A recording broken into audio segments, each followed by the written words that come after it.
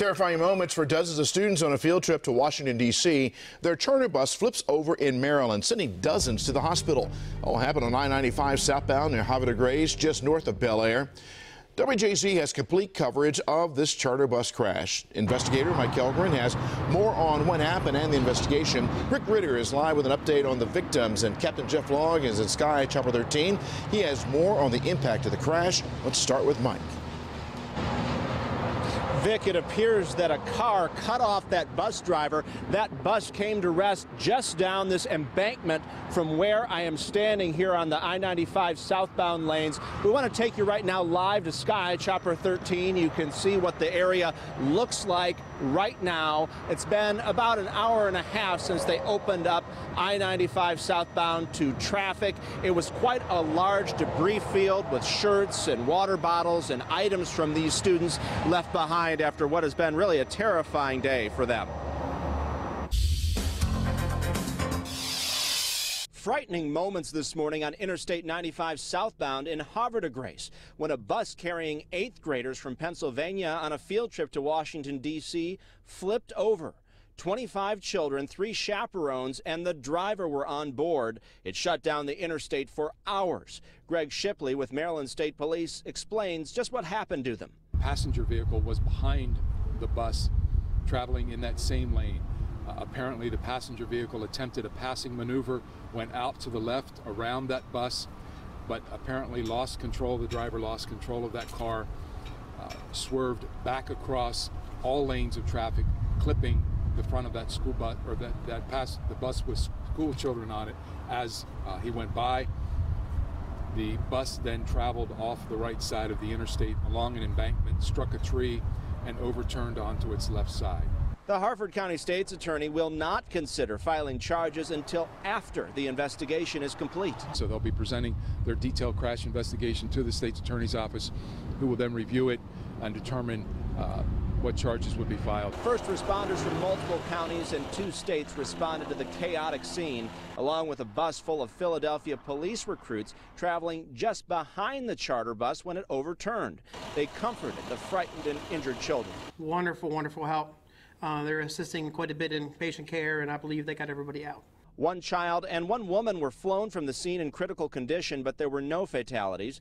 The bus operator is Werner Coach out of Pennsylvania. He's been in business for 88 years. It traveled down the embankment, struck a tree, broke that tree in half, and then turned over onto its left side.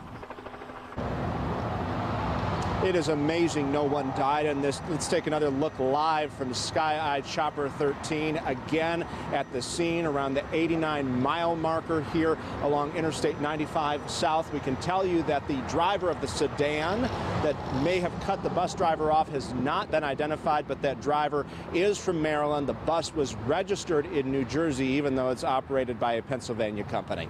That's the latest from the scene. Reporting live, Mike Elgren, WJZ Eyewitness News. Mike, thank you. Our complete coverage continues now with Rick Ritter live at Harford Memorial Hospital in Havre de Grace with an update on the victims in this. Rick? Well, Mary, 17 of 30 passengers were taken here to Harford Memorial Hospital with minor injuries. We heard from a doctor just a short time ago. He describes a chaotic situation this morning, all hands on deck. I also had a chance to speak with one parent who says, as you can imagine, it was the worst phone call you could ever get. This was the scene outside Harford Memorial Hospital Monday afternoon. Some students leaving on crutches, others with ice packs, while declining to comment on the crash. Maryland State Police say 26 students total were on the bus, along with 2 teachers, 1 chaperone, and the driver. 1 child and 1 woman were left in critical condition following the wreck. The child was flown to DuPont Hospital in Delaware, and the woman remains at shock trauma. Some were taken to Harford Memorial Hospital, others taken to the Upper Chesapeake Center. That's where Doug Rush raced from Philly to see his son. He actually has a laceration on his left ankle, no skin, so they can't stitch it up. There's still glass in there. And all I know is the bus flipped on his side, and he was on the side that was on the ground. Doctors now shedding light on what was a chaotic morning that could have easily been tragic. We didn't know just how bad that would be. We were concerned about, obviously, chest and abdomen injuries, neck injuries, how to stabilize those patients and get them to the right facilities. I mean, that can definitely overwhelm our capabilities very quickly. Again, 17 patients were transported here. We're told 10 of them have now been discharged. 9 patients were taken to the Upper Chesapeake Center. 7 of them have been discharged, but still 1 child, 1 woman remain in critical condition. Back to you on TV Hill. Rick, thank you. WJZ complete coverage continues now with Alex Dimitrick. Also live in Havre de Grace with the impact of this major crash on that area. Alex.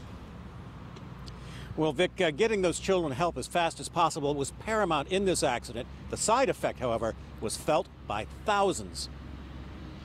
There's no good place for an accident like this, but Interstate 95 is especially bad for the first responders. 95 is no place to be. 95 is no place to be.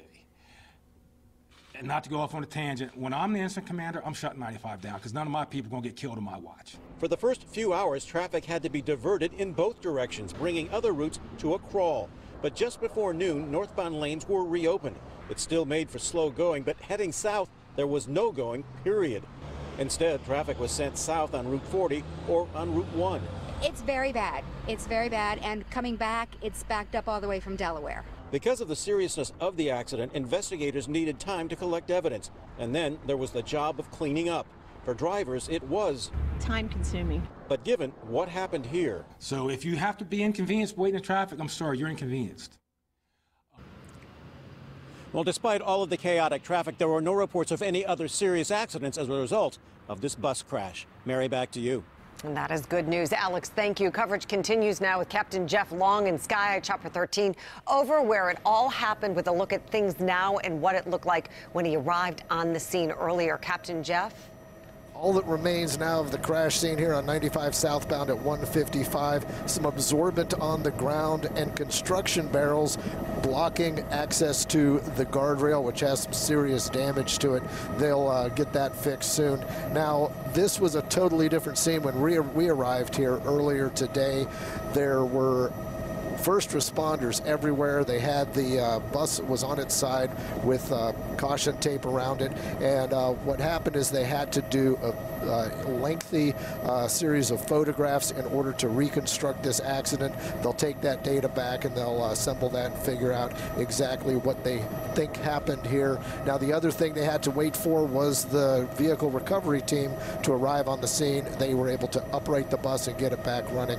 Meanwhile, all the traffic that was coming southbound on 95 had to exit before it even got to the Susquehanna River, working its way across the river using Route 40. And as you can imagine, this created traffic tie-ups throughout the Havre de Grace area. Reporting live from Sky Chopper 13, I'm Captain Jeff Long. Back to you. Captain Jeff, thank you. Here's what you need to know right now. At least 25 people are hurt. The bus was carrying students from Philadelphia on a field trip to Washington, D.C. A female teacher and a student were medevaced to the hospital. Charges are being withheld until the investigation is complete. Stay with WJZ for complete coverage of the charter bus crash on I-95. We'll continue to bring you the latest information on the investigation and those injuries.